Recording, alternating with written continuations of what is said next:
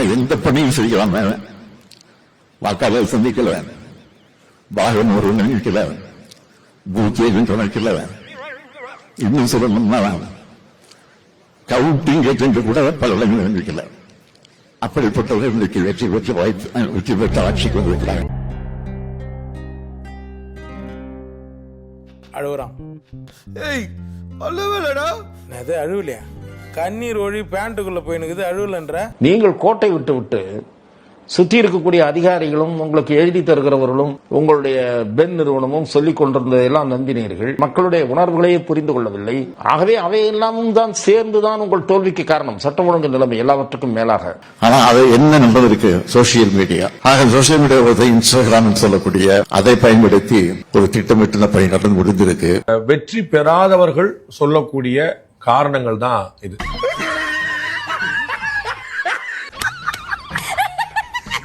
தமிழக முதலமைச்சர் முன்னாள் முதலமைச்சர் திரு ஸ்டாலின் அவர்கள் இந்த 2026 சட்டமன்ற தேர்தலுக்கு இதே யூடியூப்ல எத்தனை கோடி விளம்பரம் கொடுத்திருக்காங்கன்னு சொல்லட்டும். திமுகவுக்கு அட்வைசராக இருந்தது எந்த நிறுவனம்? பென் நிறுவனம் தான். ஐடி வங்கி அல்ல. ஐடி விங்க உங்க ஐடி விங்க தூங்கிட்டு இருந்தது. இவங்க நல்லா செயல்பட்டாங்க, அவ்வளவுதான். கோடி கணக்குல யூடியூப்ல ஆறு கொடுத்து பிரச்சாரம் பண்ணது யாரு? நான் கண்ணை மூடிட்டு சொல்றேன், தமிழ்நாட்டிலேயே சமூக வலைதளங்கள்ல விளம்பரத்துக்கு அதிகமா செலவழித்த கட்சியா திமுக தான் இருக்க போகுது. 2021 தான் உங்களுக்கு எல்லாத்துக்கும் தெரியும். நானே எத்தனையோ பேரை பாத்துருக்கேன்டா. ஆனா உன்ன மாதிரி வெறும் வாயில வடை சுருள் நான் பாத்துலடாங்க அப்பா. ரெண்டு சின்ன பசங்களை கூட்டு வச்சு ரீல்ஸ் எடுத்தது யாரு? திமுக ஐடி விங்னு ஒண்ணு இல்லையா? திரு டிஆர்பி ராஜா என்ன போஸ்ட் வச்சிருந்தாரு? தோத்துக்கிட்டே இருக்கீடா. சினிமானால திரு விஜய் வென்றார் என்பதோ, இன்ஸ்டாகிராம்னால திரு விஜய் வென்றார் அப்படின்னு சொல்றது சரியில்லை. கூட்டமே வராத மாநாட்டுக்கு 1,00,000 சேர் போட்டோம்னு கம்பு சுத்தினது யாரு?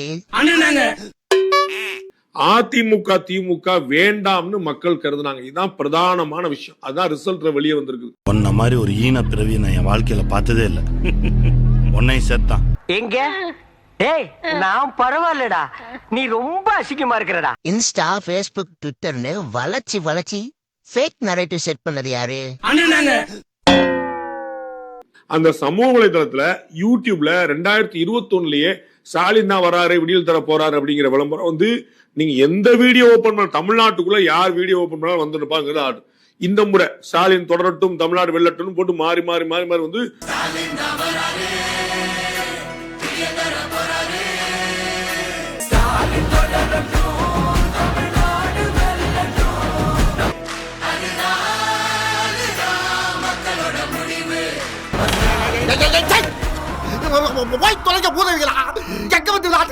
எல்லாத்தையும் பண்ணிட்டு இப்போ சோசியல் மீடியால ரீல்ஸ் பண்ணிதான் நீங்க ஆட்சியை பிடிச்சியான்னு சொல்றது யாரு? ஓரளவுக்கு விவரம் தெரிஞ்ச எங்கள்கிட்ட இவ்வளவு பொய் சொல்றிய. ஒண்ணும் தெரியாதவன்னா அவன் பக்கத்துல வந்து நின்றான்னா போட்டு போக்குவரத்து துறையில் வேலை வாங்கி தருவதாக கூறி பணம் பெற்றதாக பதிவு செய்யப்பட்ட மோசடி வழக்கில் முன்னாள் அமைச்சர் செந்தில் பாலாஜியை விசாரிக்க அனுமதி கோரி தமிழக அரசுக்கு அமலாக்கத்துறை கடிதம் அனுப்பியுள்ளது. முன்னதாக ஆளுநரிடம் அனுமதி கோரப்பட்ட நிலையில் மாநில அரசிடமே அனுமதி பெற வேண்டும் என்ற விதிகளின்படி தற்போது அனுமதி கேட்கப்பட்டுள்ளது. ஆக தகுந்த ஆதாரங்கள், ரகசிய விசாரணை குறிப்புகள், புகார் நகல் ஆகியவற்றை உள்ளடக்கிய பென்டிரைவை இணைத்து தலைமைச் செயலர் சாய்குமாருக்கு அமலாக்கத்துறை கடிதம் அனுப்பியுள்ளது. விஜய் முதலமைச்சராவது எப்படியாவது தடுக்கணும்னு துடித்தது உண்மை. கடைசியில் அது கை கூடல. கவர்னர் பேசினார் 118 அவர்கிட்ட இல்லை, யார் 118 கொண்டு வந்தாலும் நான் அனுமதிப்பேன், திமுக வந்தாலும் அனுமதிப்பேன். அந்த வார்த்தை அவர் வாயிலிருந்து வந்துடக்கூடாது. அப்போ இந்த முயற்சி மேற்கொள்ளப்படுதுன்றது கவர்னருக்கும் தெரிஞ்சிருக்கு, பிஜேபிக்கும் தெரிஞ்சிருக்கு. இது ஆரம்பித்தது திமுக. எப்படியாவது விஜய் முதலமைச்சராகி விடாமல் தடுப்பதற்காக கற்பனை கூட செய்ய முடியாத ஒரு ரொம்ப ரொம்ப ரொம்ப ஒரு கேவலமான காரியத்தை செய்ய அவர்கள் முயற்சித்தார்கள். நாளைக்கு வந்து திராவிடம் 2.0 அமைஞ்ச உன்ன முதலமைச்சர் ஆயிடுவாரா? நண்பர்களே, இப்போ என்னாச்சுன்னா இவங்கள சில பேருக்கு தெரிஞ்சிருக்கும், சில பேருக்கு தெரிஞ்சிருக்காது. இவங்க தான் ரோஸ்டர் பிரதர்ஸ் அப்படின்னு மாறு வேஷத்துல சுத்திட்டு இருக்க வானவில் பிரதர்ஸ். அவனா நீ? இவங்க எப்பவுமே 2 பேரும் இணைஞ்சே இருப்பாங்க. எங்க பாத்ரூம் போகும்போது கூட 2 பேரும் ஒன்னாதாங்க. நல்லா பாரு, கிளிய கூண்டுல அடிச்சு எனக்கு பழகலக்கு மாறு.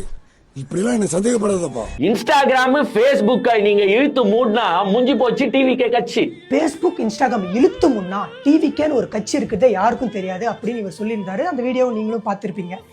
தளபதி விஜய் அவர்கள் சொன்ன மாதிரி வாழ்க்கை ஒரு வட்டம் தாங்க. இவர் சொல்லி 3 வாரம் ஆகலை. ஆனால் அவங்க தலைவர் இன்னைக்கு இன்ஸ்டாகிராம் தாங்களை தோக்கச்சிச்சு, இன்ஸ்டாகிராம் தாங்களை தோக்கச்சு, எங்கே போனாலும் கதறிட்டு இருக்காங்க. எங்க கல்யாண வீட்டில் போய் ஒருத்தர் கதறத லைஃப்ல ஃபர்ஸ்ட் டைம் பாக்குறாங்க. எந்த பணியும் செய்யலாம். அப்படிப்பட்டவர்கள் இன்றைக்கு வெற்றி பெற்ற ஆட்சிக்கு வந்திருக்கிறாங்க. தளபதி விஜய் அவர்கள் கரியரின் உச்சத்தை விட்டு அரசியலுக்கு வந்திருக்கேன் அப்படின்னு சொல்லியிருந்தாரு. அது இவனுங்க கலாச்சிட்டு இருந்தானுங்க. என்னங்க அது அந்த உச்சங்க, அது அந்த உச்சம் எங்க இருக்குதுன்னு உங்களுக்கே தெரியாது. எலெக்ஷனுக்கு அப்புறம் இவனுங்க என்ன சொல்லிட்டு இருக்காங்கன்னா, விஜய் அந்த விஜய்னு ஒரு பேரை பார்த்து சினிமாக்கள் பார்த்து ஓட்டு போட்டுட்டு இருக்காங்க மக்கள். இந்த மக்களை என்னால புரிஞ்சுக்கவே முடியல அப்படின்னு கதறிட்டு இருக்கானுங்க. மக்களை என்னால புரிஞ்சிக்க முடியல. இது எப்படி ஒரு அலை?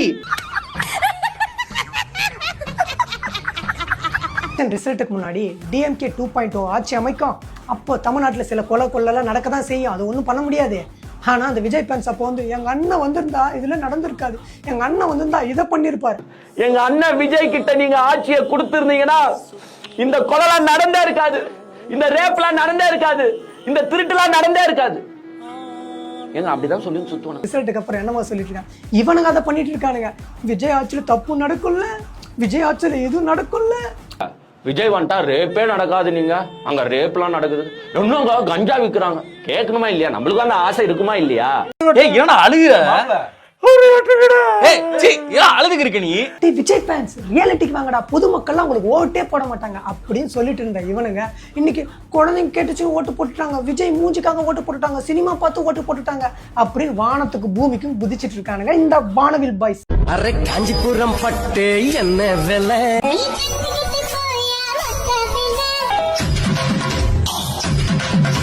ரெண்டு பேரும் போடுறீங்க, எனக்கு ஒன்றும் ஆட்சேபம் இல்லை. உங்க கருத்து நீ போட்டுக்கோ. ஆனா இதுல எவ புருஷன் எவ பொண்டாட்டின்னு சொல்லணுமா இல்லையா? தமிழ்நாடு முழுவதும் அம்மா உணவகங்களை புதுப்பித்து சீரமைக்க முதலமைச்சர் ஜோசப் விஜய் உத்தரவிட்டுள்ளார். ஒரு நாளைக்கா நான் ரூம்ல இருக்கும்போது 10 ரூபாய் வச்சு வாங்குறோம். அம்மா ஹோட்டல்ல சாப்பிடுறோம். காலைல 3 ரூபா, இட்லி 1 ரூபா, 3 இட்லி சாப்பிடுவோம். மத்தியானம் சப்பாத்தி மட்டும் இப்போ நைட் வந்து சப்பாத்தி மட்டும் வாங்கிப்போம். 3 சப்பாத்தி 6 ரூபான்னு நினைக்கிறேன். அது கொடுத்துருவாங்க. மதியானம் வந்து நாங்க பசங்க எல்லாம் போயிட்டு இது மட்டும் போய் தயிர் சாதம் சாப்பிட்டு வந்துடும். ஒரு ஊறுகாய் பாக்கெட் 10 ரூபாயில முடிஞ்சோம். இது தொடர்பாக வெளியிடப்பட்டுள்ள அறிக்கையில் தமிழ்நாட்டில் தற்போது பெருநகர சென்னை மாநகராட்சி மூலம் 383 அம்மா உணவகங்களும் மற்ற மாநகராட்சிகள் நகராட்சிகள் மூலமாக 237 அம்மா உணவகங்களும் செயல்பட்டு வருவதாக தெரிவிக்கப்பட்டுள்ளது. அம்மா உணவகங்களுக்கு தேவைப்படும் உள்கட்டமைப்பு வசதிகளை மேம்படுத்தவும் சமையல் உபகரணங்களை உடனடியாக கொள்முதல் செய்யவும் உத்தரவிடப்பட்டுள்ளது. மேலும் சுவையுடன் கூடிய தரமான உணவு வகைகளை தங்கு தடையின்றி பொதுமக்களுக்கு வழங்கவும் முதலமைச்சர் விஜய் ஆணையிட்டுள்ளார். கேட்ட பையன் சார் இந்த பால்சாமி.